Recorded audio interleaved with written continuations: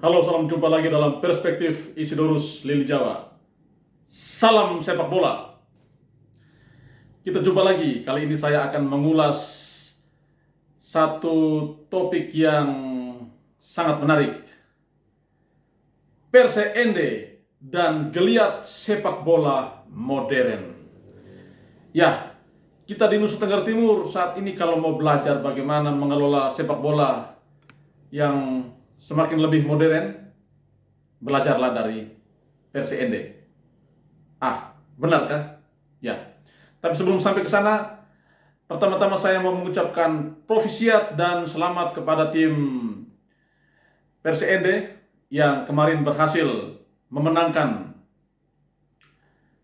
pertarungan final melawan tim tuan rumah Persebaya dan berhak menyandang gelar juara El Tari Memorial Cup yang ke-31 di Kabupaten Lembata. Sekali lagi profisiat dan sukses untuk semua yang terlibat, baik pelatih, manajer, ofisial, para pemain tentunya, dan tak lupa Red Boys Mania yang terus memberikan dukungan kepada tim kesayangan Perse Ende selama perhelatan El Tari Memorial Cup ke-31 di Kabupaten Lembata. Dari momentum kemenangan Perse Ende kemarin, ada mitos yang terpatahkan, ya, karena kurang lebih dalam edisi 10 tahun terakhir itu juara El Tari Memorial Cup adalah tuan rumah. Jadi selama 10 tahun terakhir juara El Tari Memorial Cup adalah tuan rumah. Makanya ada yang beranggapan bahwa tamu dilarang menang, tuan rumah berhak menang dalam perhelatan El Tari Memorial Cup. Tetapi kemarin dipatahkan mitos dan tradisi itu direvisi oleh Perse Ende bahwa tim mana saja bisa menjadi pemenang walaupun bertanding bukan di kandangnya. Yang penting menunjukkan kualitas permainan yang baik, strategi yang jitu, dan tentunya didukung oleh supporter yang luar biasa. Dan itu dibuktikan oleh tim Rore Perse Ende. Sekali lagi profisiat. Dan ini menjadi trofi El Tari Memorial Cup ketiga yang direbut oleh Perse Ende dan sudah menyamai rekor Persami Maumere dan bahkan melampaui rekor saudaranya Perseftim Flores Timur dan PSKK Kota Kupang yang baru mengoleksi masing-masing 2 trofi El Tari Memorial Cup. Itu hal yang memang luar biasa bagi tim Perse Ende. Nah, dari Perse Ende sebenarnya kita bisa belajar bagaimana mengelola sepak bola modern atau bagaimana memperlakukan sepak bola sebagai sebuah industri. Ya, sekarang mata kita di NTT, ya, dalam kaitan dengan sepak bola memang harus tertuju ke Kabupaten Ende. Ya, di sana ada tim Perse Ende, tetapi memang suasana di Ende itu memungkinkan bagaimana industri sepak bola atau geliat sepak bola modern itu bisa tumbuh dan berkembang. Saya sebutkan beberapa hal. Yang pertama, Ende memiliki stadion yang standar, ya. Stadion Marilonga itu stadion yang standar dan layak untuk pertandingan-pertandingan yang tidak saja berkelas Ende tetapi berkelas nasional dan mungkin internasional. Karena ya, stadionnya yang memenuhi SOP FIFA, lalu sudah bisa bermain di malam hari, dan ini di NTT kurang lebih baru Stadion Marilonga dan mungkin nanti di Stadion Oepoi Kota Kupang. Jadi ada infrastruktur olahraga, infrastruktur sepak bola yang mendukung. Itu pertama. Itulah yang lalu memicu pegiat-pegiat sepak bola maupun ASKAP PSSI Ende untuk bagaimana mendesain turnamen-turnamen untuk dilaksanakan. Dan memang Ende adalah salah satu kabupaten yang sering menggelar berbagai turnamen sepak bola. Dari aneka turnamen itu, tentu bibit-bibit sepak bola, potensi-potensi sepak bola dijaring dan disaring, ya, dipersiapkan untuk menghadapi berbagai turnamen di berbagai level, ya, baik yang digelar oleh ASKAP, oleh ASPROF maupun oleh pihak-pihak lain yang berusaha untuk menggelar turnamen-turnamen sepak bola. Karena potensi-potensi sepak bola itu sudah disaring dan dijaring, maka selalu ada stok pemain yang siap untuk bertanding. Jadi selain punya stadion yang bagus, tetapi juga di ND digelar turnamen yang mungkin dilakukan secara rutin. Lalu hal yang ketiga adalah dukungan fans sepak bola, ya, supporter sepak bola yang luar biasa.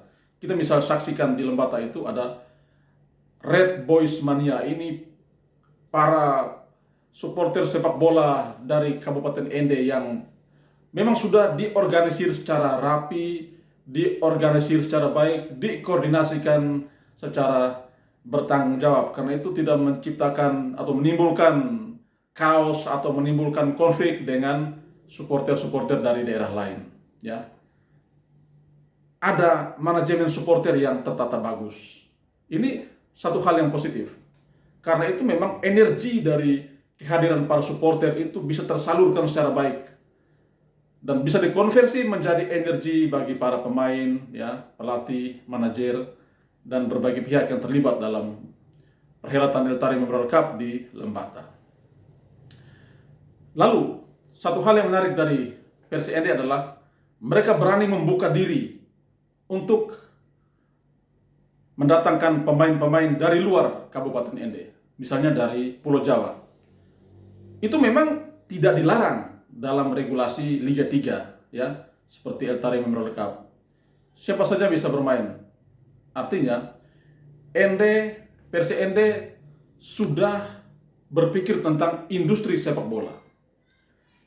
Ada pemain-pemain yang bagus dari daerah lain didatangkan untuk berkolaborasi dengan para pemain lokal. Tujuannya adalah agar para pemain lokal bisa belajar dari pemain-pemain dari daerah lain. Jadi itu memang menciptakan iklim untuk saling belajar. Jadi tidak serta-merta karena kekurangan stok pemain lokal, bukan. Tetapi mendatangkan pemain dari luar untuk memacu motivasi pemain-pemain lokal, tetapi juga sebagai ajang untuk saling belajar. Dan di sisi lain ini kan juga menjadi bagian untuk merawat keragaman, ya. Eltaring Memorial Cup itu memang di satu sisi ajang untuk memperkuat solidaritas antar anak-anak NTT, memperkuat solidaritas anak-anak NTT, tapi juga bukan ajang untuk egosentris, bukan ajang untuk mempertahankan lokalitas kita, tetapi ini ajang untuk membuka diri agar kita bisa menenun benang-benang keragaman, menenun benang-benang multikulturalisme dengan cara seperti tadi, membuka ruang bagi para pemain dari daerah lain. Toh tujuannya agar bisa saling belajar. Dan itu sudah dilakukan oleh Persi ND dan memang hasilnya ND memenangkan pertarungan Eltaring Memorial Cup di Lembata. Jadi ada kolaborasi yang bagus antara pemain lokal dengan pemain-pemain yang berasal dari luar, ada proses saling belajar, terjadi integrasi untuk saling berbagi pengalaman, berbagi ilmu. Ini hal yang positif. Dan kita dalam hal ini harus belajar dari ND. Lalu mengapa itu bisa terjadi? Nah, ini faktor berikut. Itu terjadi karena memang didukung oleh pendanaan.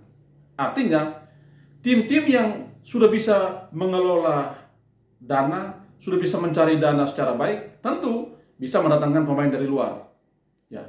Dan ND satu contoh untuk itu. Bisa mendatangkan pemain dari luar karena memang mereka punya dana. Bagaimana mereka punya dana? Tentu mereka tahu bagaimana cara mencari dan menggali dana. Lalu bagaimana cara mengelola anggaran itu. Nah, ini titik positif Persi ND bagi kita. Bahwa sepak bola sudah tidak bisa menjadi ajang yang sangat tertutup. Kita perlu membuka diri dan karena itu memang kita harus mempersiapkan segala sesuatu agar orang, pemain dari luar itu bisa datang dan menjadi bagian dari tim atau kesebelasan kita. Nah, atas dasar beberapa hal yang saya sampaikan tadi, maka wajarlah jika di ETMC 31 ini Persi ND keluar sebagai juara.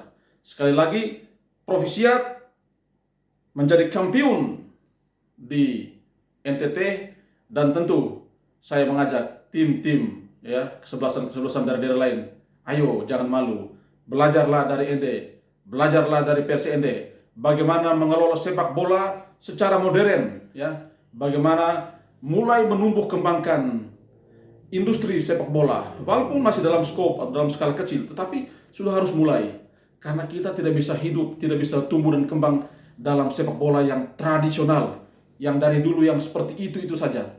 Sekarang zaman sudah berubah, kita mesti berpikir bahwa ke depan kita harus masuk dalam satu skala industri sepak bola, walaupun itu masih dalam skop, masih dalam skala yang kecil. Oke, saudara-saudara, sekali lagi Provisiat untuk Persi ND, Rore, ya, mari kita belajar dari Persi ND dan kita nantikan ya aksi Persi ND selanjutnya dalam ajang yang lebih tinggi di tingkat nasional. Terima kasih. Selamat untuk Persi ND, selamat untuk semua tim yang berlaga di Eltari Mereka Pelambata. Sudah kembali ke tempat masing-masing, terus melanjut persaudaraan, memperkuat soliditas demi NTT yang lebih baik. Salam sehat dan Tuhan memberkati kita.